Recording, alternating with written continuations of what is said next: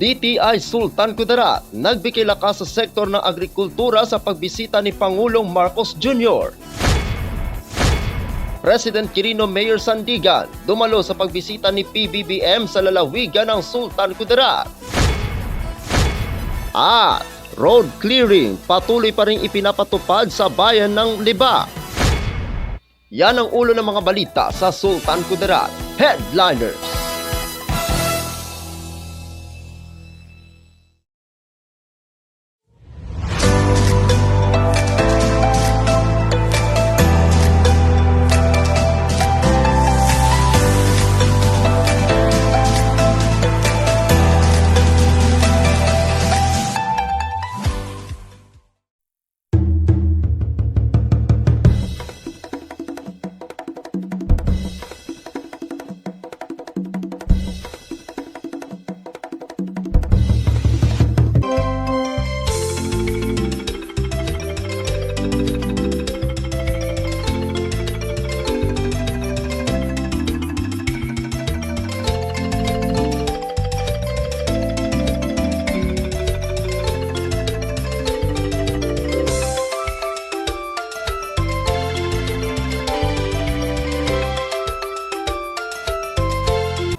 Magandang araw, lalawigan ng Sultan Kudarat.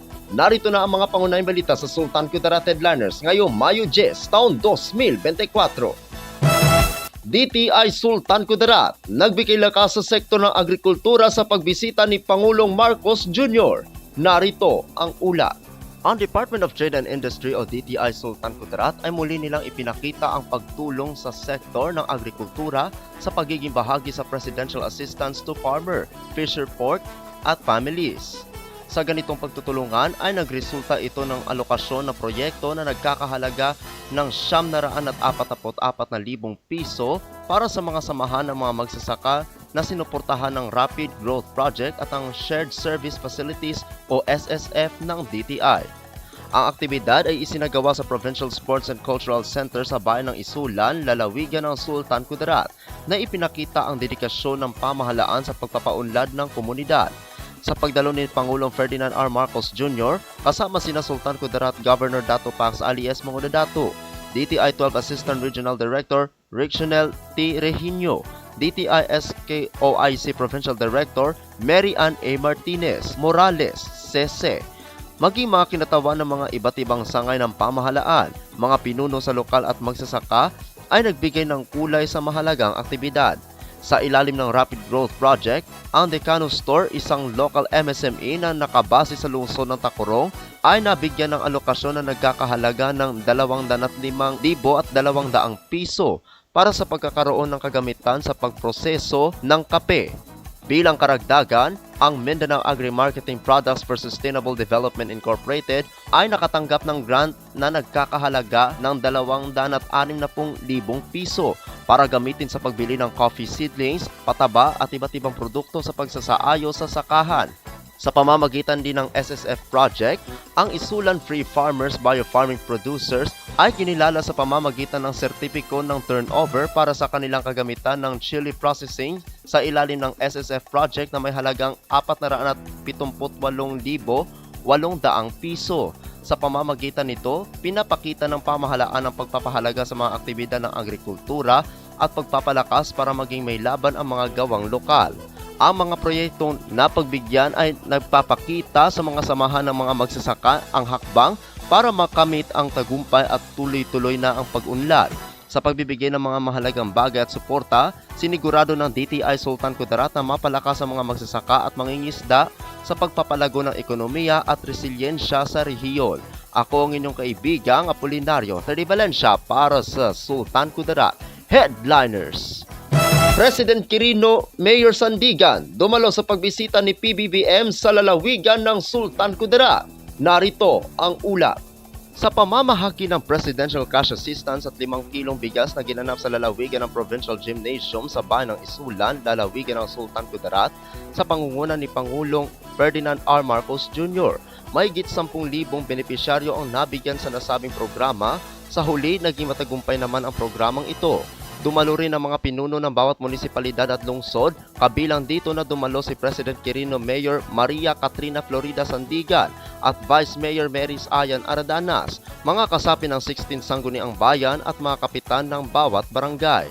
Nagpapasalamat naman ang mga mamamayan, lalo na ang mga benepisyaryo ng nasabing programa sa mga pinuno na siyang dahilan na posible ang pagpapaabot ng tulong na ito sa mga ama ng lalawigan. TESDA Director General Suharto Mangudadato, Sultan Kudarat Governor Dato Pax alias Mangudadato, Vice Governor Raden Sakaluran at Congresswoman Bayrihan Mangudadato Sakaluran. Ako ang inyong kaibigang Apolinario Terry Valencia para sa Sultan Kudarat Headliners. Para sa uling balita, road clearing patuloy pa ring ipinapatupad sa bayan ng Libak. Narito ang ulat. Kapansin-pansin sa bayan ng Libak ang unti-unting pagbabaklas at pagtanggal ng mga nakasagabal sa daan ng bawat barangay. Ayon na rin sa direktiba ng Pangulong Ferdinand R. Marcos Jr. Matatandaang naglabas ang kasalukuyang administrasyon ng Memorandum Circular No. 053 Series of 2024 na nagsasaad ng pagpapaalala sa mga local government units sa bansa para sa road clearing operation. Dagdag pa rito ang pagkakaroon ng monthly assessment kasama ang PNP, BFP at iba pang sangay ng pamahalaan. Itinalaga ni Mayor Frederick Celestial ang bagong focal person ng road clearing operation na si Randy Cruspero. Ayon kay Maria Alma Bayan Engkong, MLGOO ng Bayan ng Libak, lalawigan ng Sultan Kudarat. Inaasahan niya ang buong suporta ng taong bayan at sundin ang mga direktiba ng Pangulong Marcos Jr. at sa programa ng pamahalaan ng Bagong Pilipinas. Ako ang inyong kaibigang Apolinario Terry Valencia para sa Sultan Kudarat Headliners.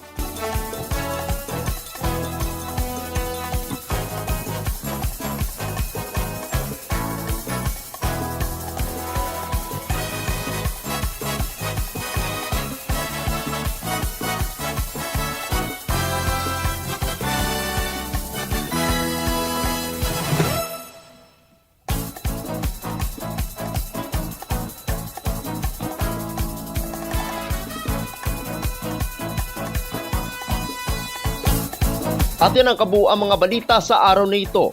Mga balitang kailangan ninyong malaman, balitang walang kinakampihan, balitang totoo, balitang may dalang aral at inspirasyon. Ito ang Sultan Kudarat Headliners. Hanggang bukas, maraming salamat at magandang araw, kaibigan.